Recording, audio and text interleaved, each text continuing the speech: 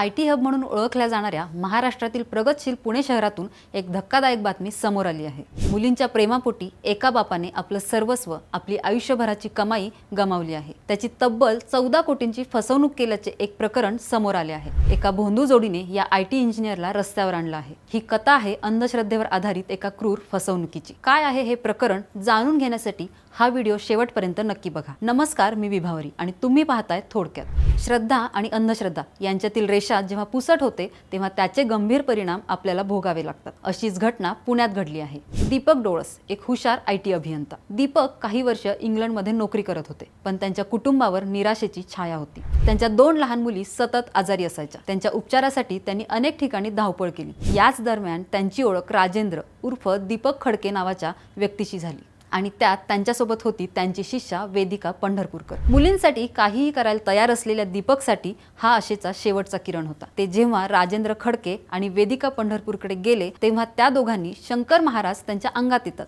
आणि ते दुर्धर आजार बरे करतात असा दावा केला आणि तुमच्या मुलींना आम्ही बरे करू असा विश्वास त्यांना दिला। आपल्या लाडक्या मुलींना बरं करायचं इतकंच ध्येय समोर असलेल्या डोळस दाम्पत्याने त्या दोघांवर विश्वास ठेवला। त्यासाठी वेदिका पंढरपूरकरने स्वतःच्या अंगात शंकर महाराज आले आहेत असा खोटा आवांडला। त्यांनी डोळस दाम्पत्याला सांगितले की तुमचे धन आम्ही जपून ठेवल्यास आणि त्याची पूजा केल्यास तुमच्या दोन्ही मुली लगेच बऱ्या होतील। भारतातच नाही तर परदेशात देखील मुलांसाठी अनेक दवाखाने फिरलेल्या डोळस यांना त्यांच्या बोलण्याने आशा पल्लवित झाल्या आणि याचाच फायदा या दोघांनी घेतला। या दोघांनी एकत्र येऊन डोळस दाम्पत्याला आध्यात्मिक शक्ती आणि उपचारांच्या नावाखाली जाळ्यात ओढले। दीपक डोळस आणि त्यांची पत्नी हे आपल्या मुली बऱ्या होतील या अपेक्षेने खडके आणि वेदिका पंढरपूरकर जे सांगतील ते करत गेले। वेदिकाच्या अंगात शंकर महाराज येतात आणि ते सांगतील तसं झालं पाहिजे असा दावा या जोडीने केला आणि दीपक डोळस यांना त्यांच्या कोट्यवधीच्या मालमत्ता विकण्यास भाग पाडलं। विशेष म्हणजे हे सर्व पैसे आरटीजीएसने राजेंद्र खडके आणि वेदिका पंढरपूरकर यांनी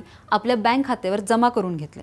2018 पासून हा प्रकार सुरू होता। दीपक डोळस आपल्या दोन्ही मुलींना राजेंद्र खडकेच्या दरबारात घेऊन गेले। तिथे वेदिका पंढरपूरकर हिने तिच्या अंगात शंकर महाराज आल्याची ऍक्टिंग केली। हे दाम्पत्य आपल्या मुली बऱ्या होतील या अपेक्षेने भोंदू बाबा जे सांगतील ते सर्व करत गेले। डोळस हे काही वर्ष इंग्लंडमध्ये नोकरी करत होते, त्यामुळे त्यांचं इंग्लंडमध्ये देखील घर होतं आणि त्यांनी एक फार्म हाऊस देखील खरेदी केलं होतं।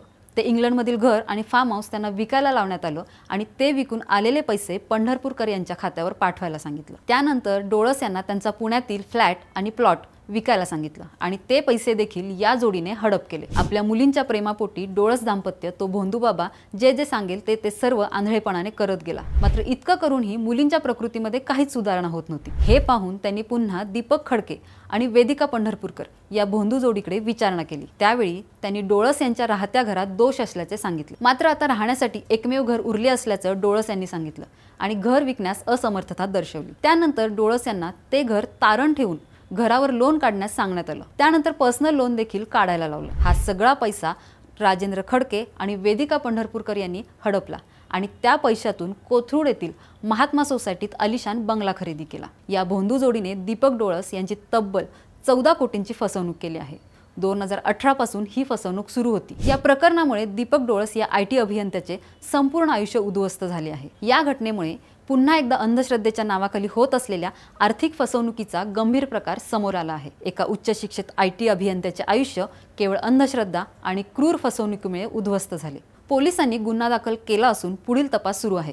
समाजात आजही शिक्षणासोबतच वैज्ञानिक दृष्टिकोन किती महत्त्वाचा आहे हे या प्रकरणामुळे अधोरेखित झालं आहे। या घटनेने पुन्हा एकदा सिद्ध झालं आहे की श्रद्धा आणि अंधश्रद्धा यातील फरक तुम्हाला कळत नसेल तर त्याचे जे गंभीर परिणाम होतील त्यांना तुम्हाला सामोरे जावेच लागेल। त्यामुळे आपल्या आजूबाजूला वावरणाऱ्या भोंदू लोकांपासून सावध राहा आणि कोणत्याही चमत्कारावर विश्वास ठेवण्याआधी तर्कशुद्ध विचार करा। ही बातमी तुमच्या मित्रमैत्रिणींसोबत आणि कुटुंबासोबत नक्की शेअर करा, जेणेकरून कोणीही अशा फसवणुकीला बळी पडणार नाही। या आरोपींवर काय कठोर कारवाई व्हायला हवी असे तुम्हाला वाटते आम्हाला कमेंट बॉक्समध्ये नक्की सांगा आणि अशाच महत्त्वाच्या घडामोडींसाठी थोडक्यातला सबस्क्राईब करा।